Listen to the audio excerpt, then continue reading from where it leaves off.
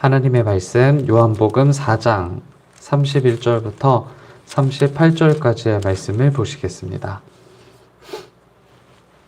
요한복음 4장 31절부터 38절까지의 말씀입니다. 신약성경 148쪽쯤에 있습니다.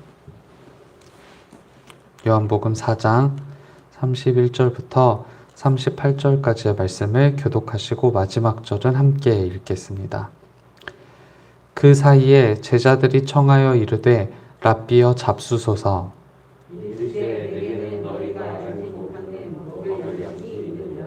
제자들이 서로 말하되 누가 잡수실 것을 갖다 드렸는가 하니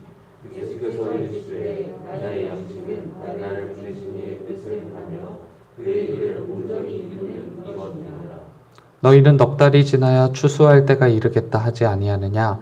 그러나 나는 너희에게 이르노니 너희 눈을 들어 밭을 보라. 희어져 추수하게 되었도다.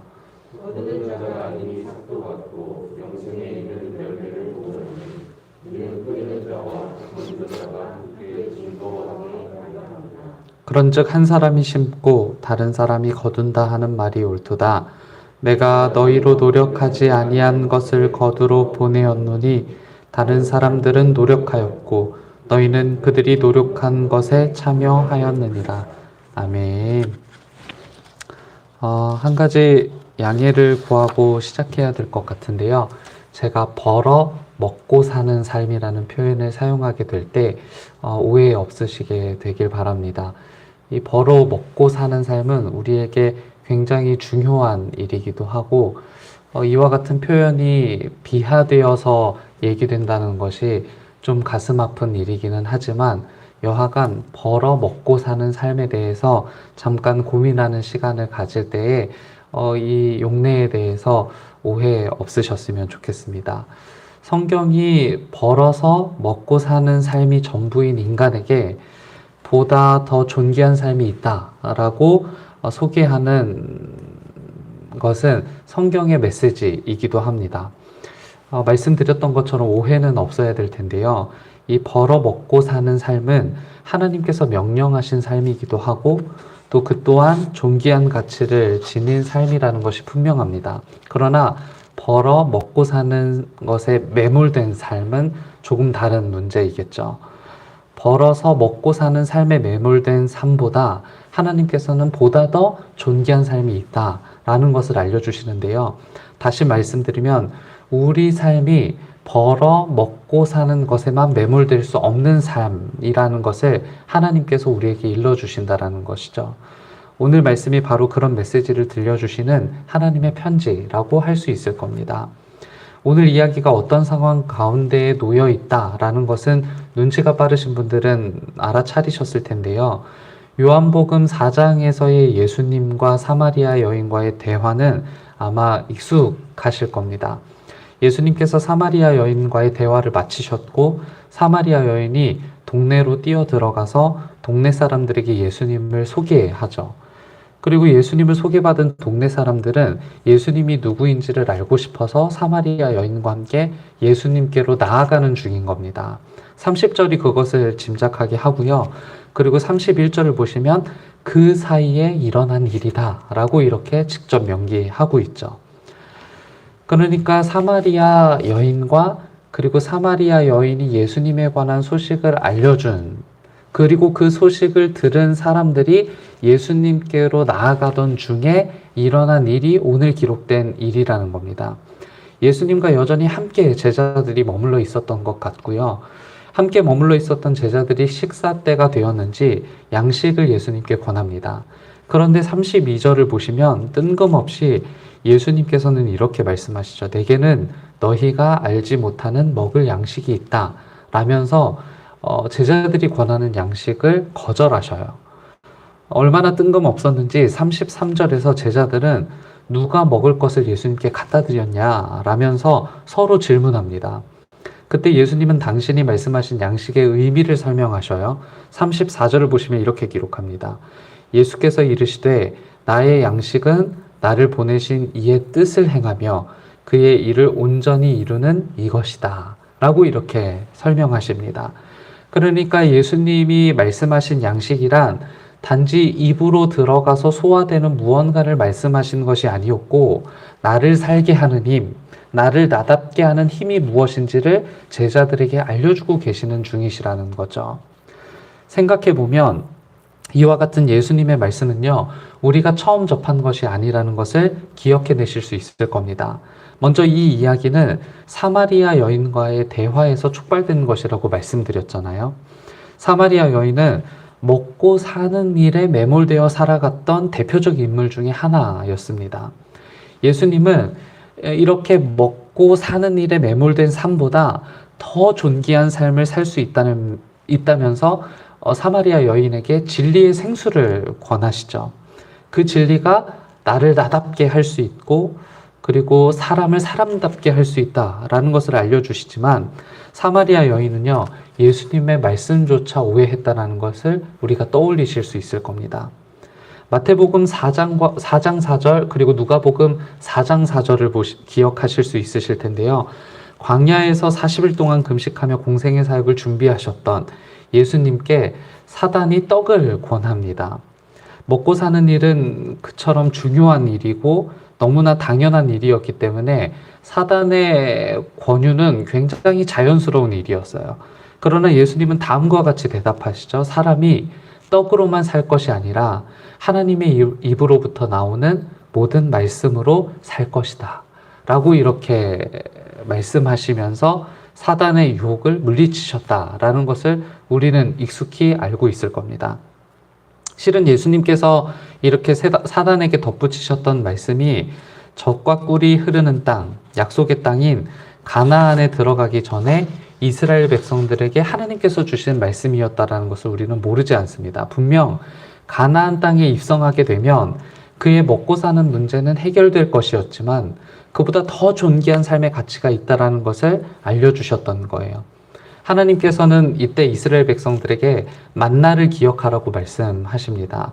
만나를 기억해야 되는 이유는 그들이 생존할 수 있었던 이유가 먹고 사는 일에 매몰한 삶을 살았기 때문이 아니라 하나님의 명령과 말씀을 기억하는 삶을 살았기 때문이라는 사실을 이스라엘 백성들에게 일깨워 주셨던 거죠.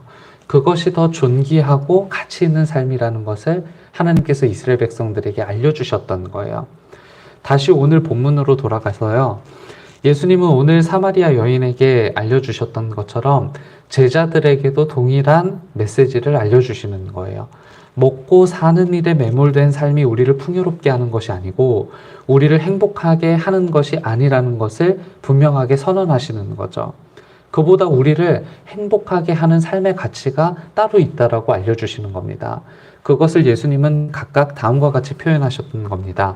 사마리아 여인에게는 10절을 통해서 이렇게 말씀하셨죠.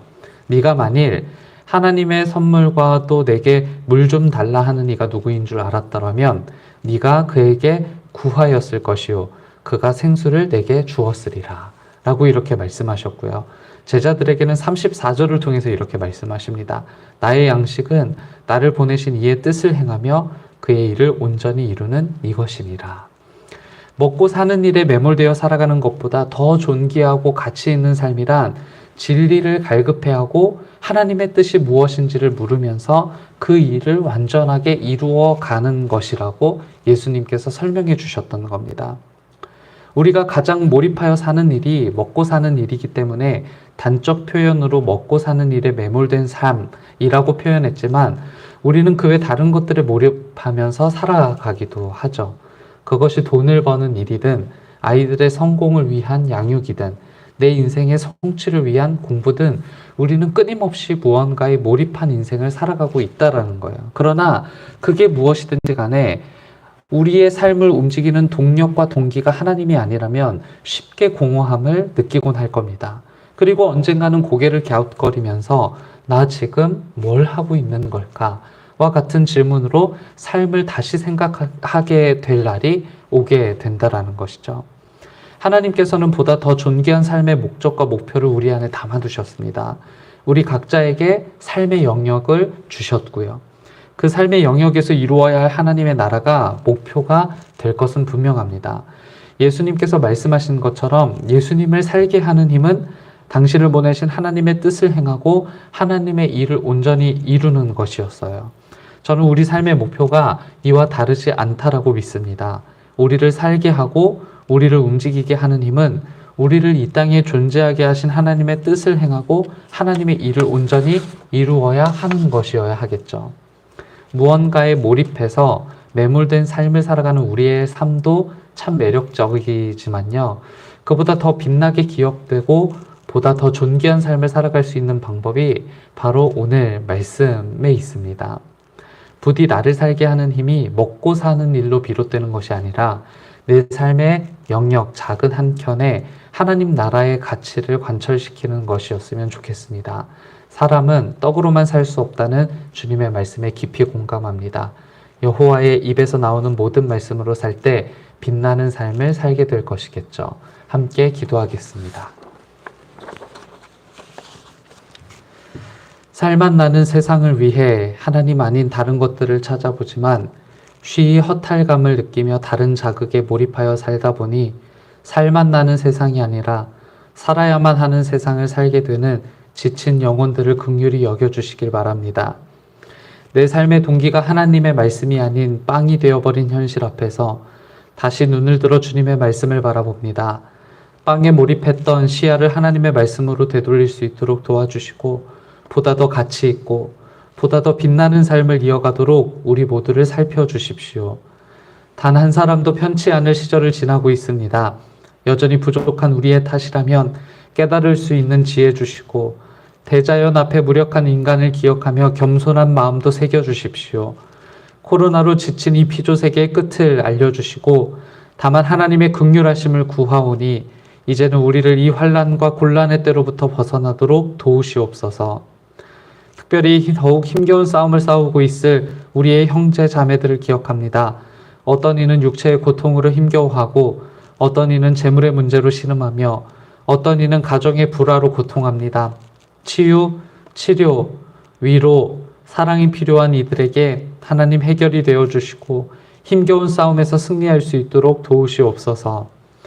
하나님 앞에 무릎으로 소원을 간구하는 주의 백성들을 기억해 주시고 우리는 우리의 소원이 하나님 마음에 합한지를 고민하며 기도하는 지혜 주시며 우리의 뜻을 넘어 하나님의 뜻대로 이루어지는 기도 응답의 일도 경험하도록 도와주옵소서.